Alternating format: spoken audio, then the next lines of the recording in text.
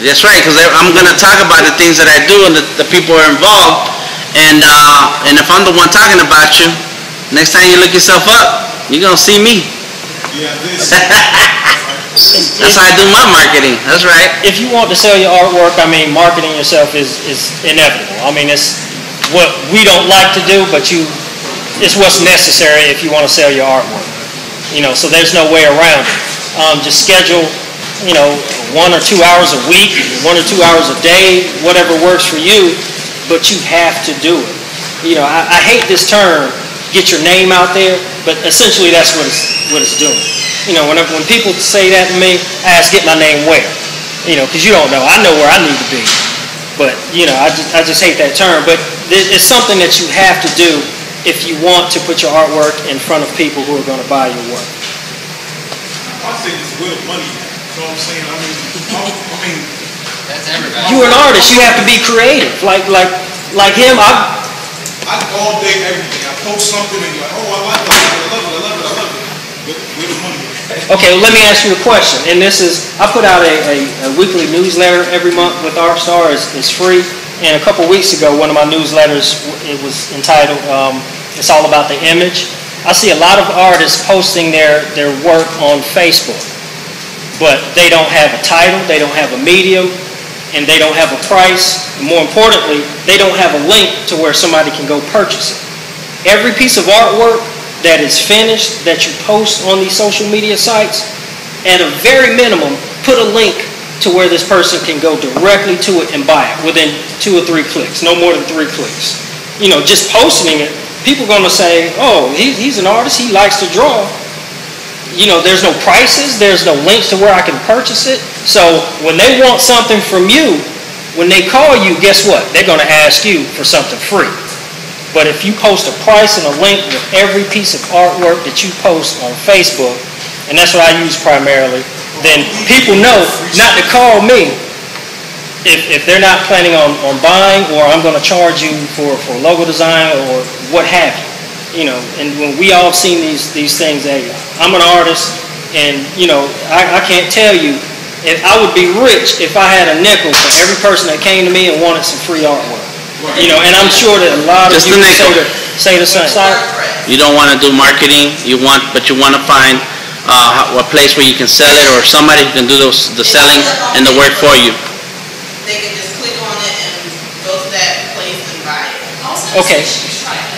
That's what I was going to suggest. Sites like Etsy, but all of those, Zazzle, any website that's out there that's available for artists, you're still going to have to do the work. You still have to set it up. You still have to upload your images. You still have to put a price on it.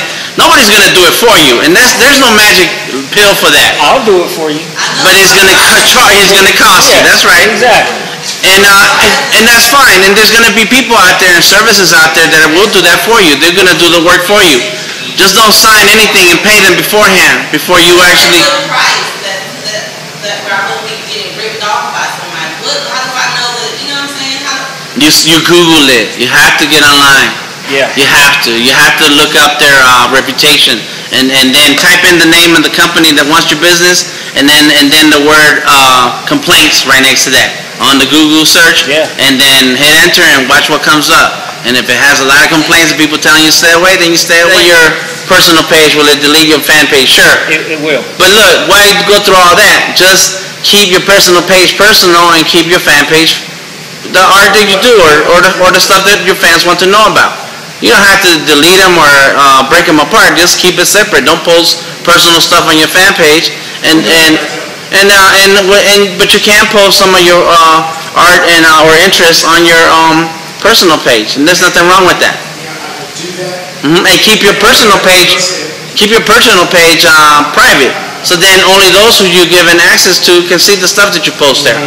There you go. That's a way to do that. I mean, there's all kinds of ways. Pretty much everything that social media network that you get can there's settings. They have settings. Yes. And so you can kind of tailor it to your needs and how you want to be exposed. Because I was just coming to the conclusion yeah. Because prospective clients sees my fan page. Yeah. And they click on my personal page.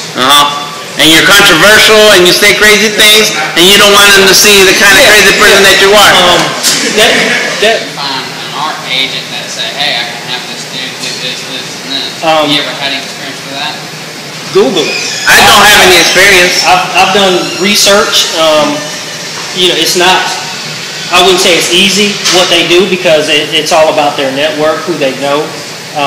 But if you feel like you need an agent to do that type of work, then yeah, there's agents here in Atlanta. Go find some of these artists who are doing well. A lot of these artists have agents. Just ask them.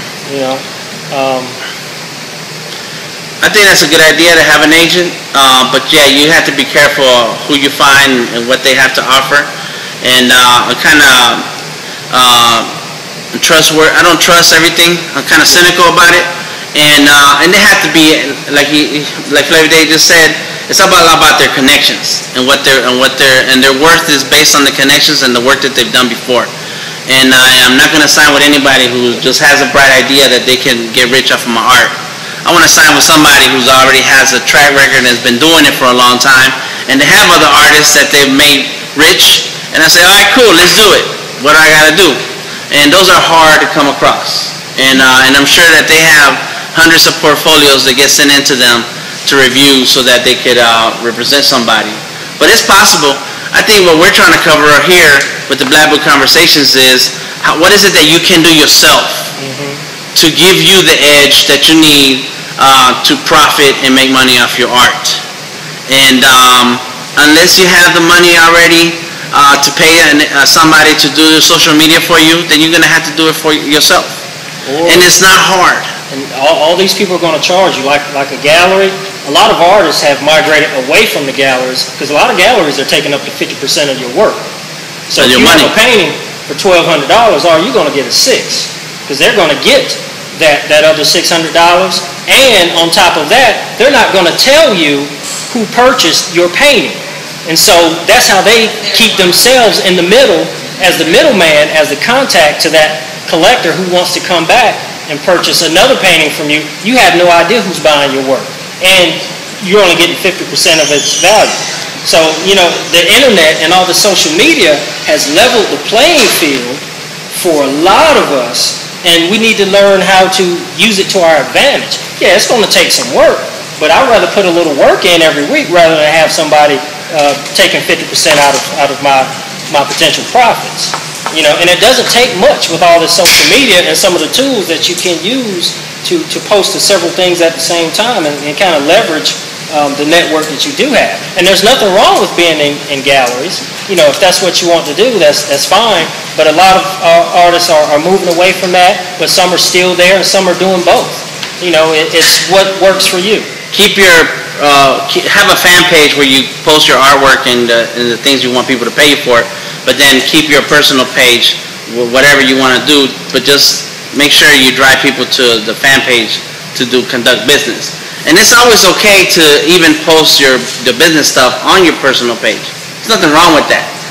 What you don't want is a person who's looking for you for business see that you done posted something that has nothing to do with your business on your business page, on your fan page, because then that diverts their attention, and it takes away from the message that you're trying to sell something. So it's okay to post things on your personal page, but keep your business page business. Keep your fan page about what it is that people coming to see. And how do you try to sell without being all in their face and being overly advertising? Is by just posting something and then have the links, have the information. Yeah, I knitted this, hanging out with my friends. Check it out. You want to buy it? Here's my Etsy link. Yes. Bam. Make it simple.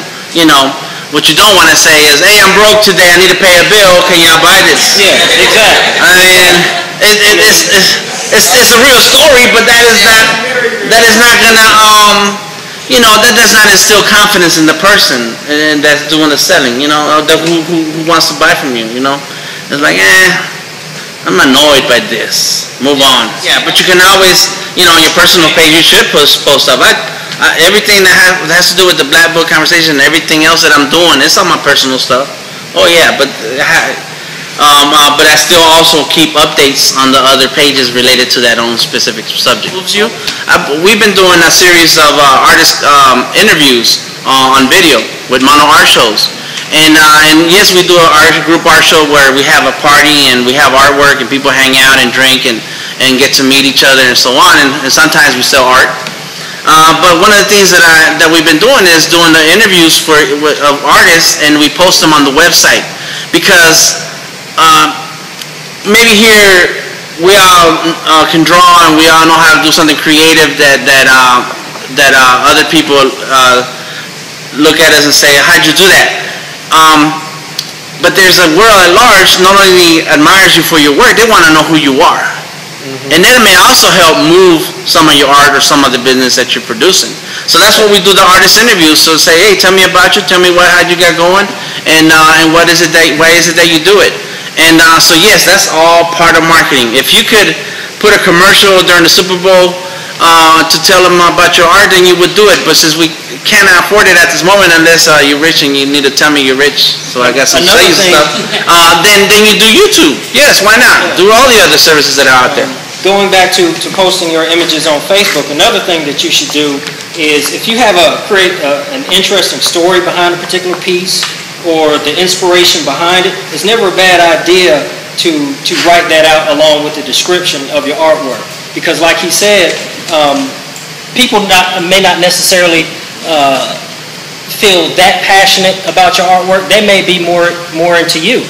But if you have a story behind that piece that they can relate to, that may make them more inclined to connect with you and connect with your artwork and maybe to make a purchase. So, if you have an interesting story or something, people love inspirational stories. All good brands have some kind of story behind it, whether or not you're Dave Thomas or I don't know, somebody, but all good brands have a story that appeals to the public.